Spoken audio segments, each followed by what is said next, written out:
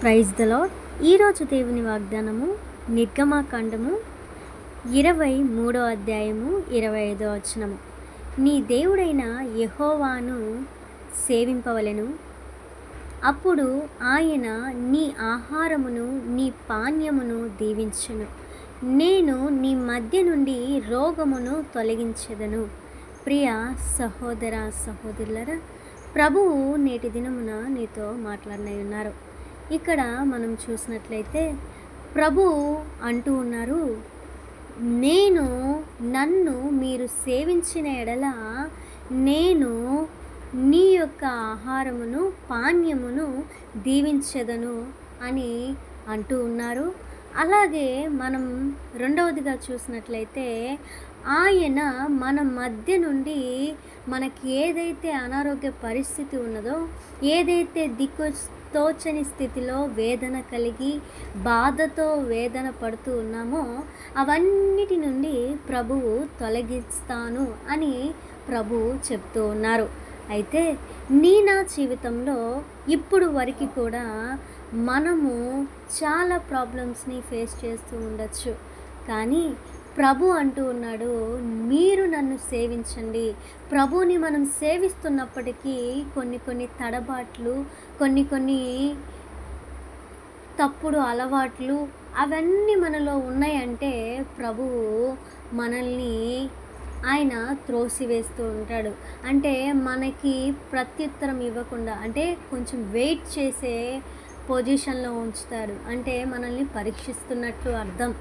కాబట్టి మనం ఏం చేయాలంటే మనము నమ్మకముగా ప్రభుని సేవించాలి అని ప్రభు ఈ రోజున మనకి తెలియచేస్తూ ఉన్నాడు.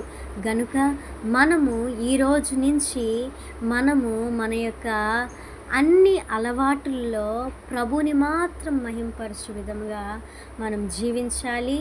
ఆయనను నమ్మకముగా సేవించే బిడ్డలంగా మనం ఉండాలని ప్రభు కోరుకుంటున్నాడు. గనుక అట్టి యొక్క ప్రభు యొక్క దీవెనలను ఆశీర్వాదాలను మనం పొందుకునే బిడ్డలంగా జీవించాలని ప్రభు కోరుకుంటున్నాడు. గనుక అట్టి కృపను, అట్టి యొక్క ఆశీర్వాదాన్ని మనం కోరుకోవాలంటే ఒక చిన్న ప్రార్థన చేసుకుందాం.